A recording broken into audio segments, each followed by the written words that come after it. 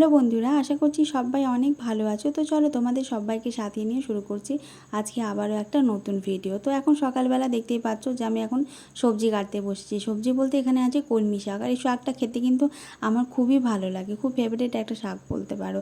এমনিতে তো যে কোনো শাকই আমাদের চোখের জন্য শরীরের জন্য অনেকটাই ভালো, তো এমনি কলমি শাকটাও আমার খেতে অনেকটাই ভালো লাগে। বেশ সিদ্ধ হয়ে গেলে কিন্তু কী সুন্দর একটা সফট সফট ব্যাপার চলে আসে। তো এখানে প্রথমে শাকটা হচ্ছে আমি ডাঁটিগুলোকে আলাদা করে নিচ্ছি, কারণ কলমি শাকে খুব একটা বেশি বালি থাকে না, আর যার জন্য আমার এই শাকটা খেতে অনেকটা বেশি পছন্দের হয়ে যায়। কারণ বালি থাকলে সেই শাকটা খেতে অনেকটাই অসুবিধা হয়। যদিও এক বালতি জলের মধ্যে ধুয়ে নিই, কিন্তু তবুও দেখবে কিছু কিছু শাকের মধ্যে অনেকটাই পরিমাণে বালি থেকে যায়। তো এদিকে শাকগুলোর ডাঁটিগুলো যেগুলো মোটা মোটা ডাঁট থাকে সেগুলোকে আগে আমি বাদ দিয়ে নিয়েছি, আর এখন হচ্ছে শাকগুলোকে কুচি কুচি ছোট্ট ছোট্ট করে কেটে নেবো সুন্দর করে। আর এই শাকটা কেটে নেওয়ার পরই হচ্ছে এটাকে একটা বালতির জলের মধ্যে দিয়ে নিই, ওইভাবেই আমি ধুই। তো এই দেখো সবজিওয়ালা কাকুটা এসেছে, তো মাঝে মধ্যে এই কাকুর কাছে কিছু কিছু জিনিস বাড়িতে না থাকলে তখন সেই সবজিগুলো এখান থেকে নিয়ে নিই। তো এদিকে মা গেছে সবজি আনতে, আর কলমি শাকটা অনেক সকালেই নেওয়া হয়েছে, আর এখন বাজে সকাল কিন্তু 11টা। তো কিছু কিছু যা সবজি লাগে বাড়ি, তো কাকু আসলে তখন সেখান থেকে শাকটা আমি সুন্দর করে কেটে নিয়েছি। শাকের মধ্যে অনেক পোকা থাকে, তো সেই কারণে ওই যে ডান্ডিগুলো আগেই তুলে ফেলে দিয়েছে, আর যেগুলো পোকা ডিম ছিল আর কি একটু একটু, তো সেগুলোকে একটু বেছে বেছে তুলে রেখে নিলাম। তো এখন এই শাকটা একেবারে ফ্রেশভাবে কেটেছি, তো এগুলো একটা বালতির মধ্যে জলে চুবিয়ে দেবো, তাহলে যেটুকু বালি টালি থাকে সেগুলো সবই বেরিয়ে যাবে। আর কলমি শাক তো বিশেষ করে জলা জায়গাতে মানে পুকুরের মধ্যে হয়, তো সেই কারণে এখানে বালি থাকার খুব একটা বেশি কিছু ইয়ে নেই। তো চলো এগুলো হচ্ছে একটা প্লাস্টিকের মধ্যে ভরে ডাস্টবিনের মধ্যে দিয়ে দেবো।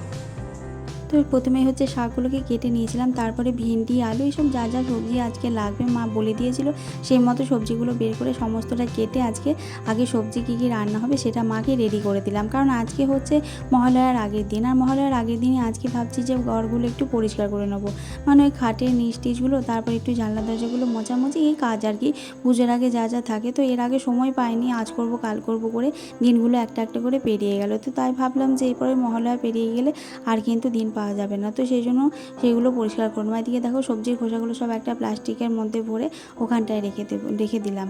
তো হচ্ছে পাশের বাড়ি একটা গরু আছে, তো সেখানে একটা মাসি আসে, তো তাকেই দিয়ে দিই।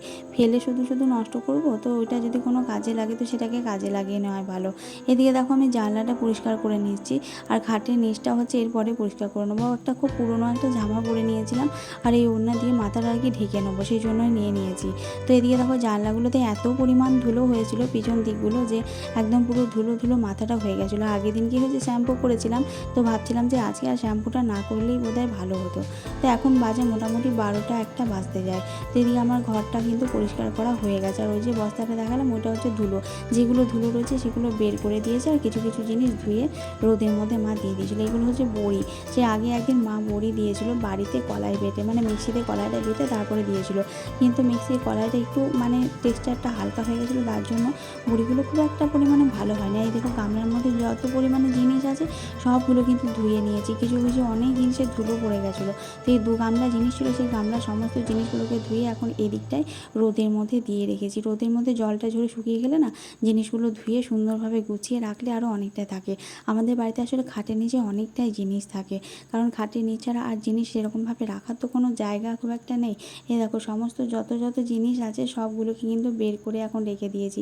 এগুলো সব আমার মোছা হয়ে গেছে, শুধুমাত্র এই টিভি টেবিল শোকেস এইগুলো একটু গুছিয়ে নেবো। তো এগুলো আজকে আর করব না, কারণ আজকে হচ্ছে মেন কাজ ছিল আমার খাটের নিচটা পরিষ্কার করা। খাটের নিচে যত সমস্ত জিনিস ছিল সমস্ত কিছুটা আমি বের করে নিয়ে তারপর ভালো মতো করে এগুলোকে মোছামুছি করেছি, আর এখন হচ্ছে ঘরটা মুছে ফেলবো। তার জন্য বালতির মধ্যে জল, আর ওই যে আমি যেটা দিয়ে ঘরটা মুছি সেই লাড়িটা ওই জলের মধ্যে দিয়ে রেখেছি। এই যে এই টেবিলটা দেখছো, এই টেবিলটাও কিন্তু আমাকে কিছু দিনের মধ্যেই মুছে ফেলতে হবে, মানে ওই মহালয়ার দিন বা তার পর দিন করে এগুলোকে এই কাজগুলো সমস্তটা কিন্তু একদম ক্লিন করে নিতে হবে, নইলে আর তো কিছু দিন নেই। আর ওইদিকে ছোটো ঘরটা আমার মোছা আগেই হয়ে গেছিলো। তো এখন আমি স্নান করে চলে এসেছি, আর এখন বাজে পুরো 1টা 30 বেজে গেছে। আজ অনেকটাই দেরি হয়েছে, আর জানোই তো এই সমস্ত কাজগুলো করে থাকলে না অনেকটা পরিমাণ দেরি হয়ে যায়। তো তার জন্যই তো আজকে করব না কালকে করব এই ভেবে ভেবেই করা হয়ে ওঠে না। তবে আমি মাঝে মধ্যেই কিন্তু সুযোগ পেলেই ওই খাটের নিচগুলো পরিষ্কার করে রাখি। আমার অনেকটা পরিমাণে ধুলো হয়ে গেলে না সেই কাজটা করতে আমার অনেক বেশি কষ্ট হয়। তার থেকে আমার মনে হয় যে যদি মাসে বা বছরে যদি দুবারও করা যায় বা তার থেকে বেশি করা যায় তবুও ভালো, কিন্তু ওই বছরে একবার যেন না করতে হয়, তাহলে অনেকটা পরিমাণে নোংরা হয়ে যায়। তো এখানে একটু মুখের মধ্যে ক্রিম লাগিয়ে নিলাম। আর চলো এবার হচ্ছে প্রচণ্ড পরিমাণ খিদে পেয়েছে। আর এই যে নেভিয়া সফট, এটা আমি এখন ঠোঁটের মধ্যে অল্প একটু লাগিয়ে নিলাম, কারণ স্নান করার পর ঠোঁটটা বেশ অনেকটা ড্রাই হয়ে যায়। এখন শীতকাল না পড়তেই কিন্তু শীতের অনেকটা ভাব এসে গেছে। আজকে যেহেতু ঘর পরিষ্কার করার ছিল, তার জন্য আজকে অনেক সকালে আমি টিফিন খেয়েছি। এই হচ্ছে যে 9:30 পৌনে 10টা নাগাদ।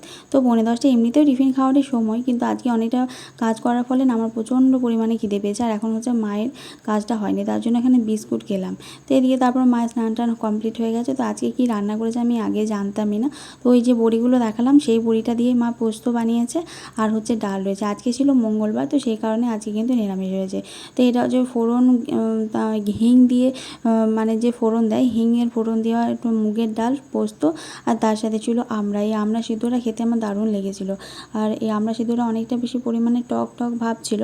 তো সেই জন্য আমড়া সিদ্ধ অনেকদিন পরই এখন খেলাম। আর চিনির পরিমাণটাও যেমন ছিল সেরকম কিন্তু টকটাও ছিল। তো মোটামুটি যা ছিল এটা দিয়েই অল্প একটু খেয়ে নিলাম। এখন আমার খিদে পেয়ে গেলে একদম পুরো শরীরটা কীরকম একটা যেন করতে থাকে। তো বড়িটা দেখলাম মোটামুটি হয়েছে। তো বাড়িতে বানানো, তো বাড়ির বানানো বড়ি কিন্তু খেতে অনেকটা টেস্টিই হয়।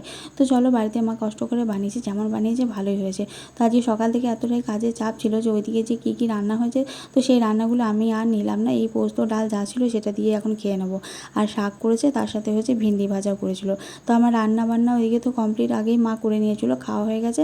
আর এদিকে দেখছো গ্যাসটা আমি আগেই কিন্তু সাবানে একটু বুলিয়ে রেখে দিয়েছিলাম, মানে ওই লিকুইডটা যেটা দিয়ে বাসন ধুই। তো এটা হচ্ছে এখন ভিজে কাপড় দিয়ে গ্যাসটাকে পরিষ্কার করে মুছে নেবো। আর ওইদিকে হচ্ছে মার ভাই এখন খেতে বসেছে।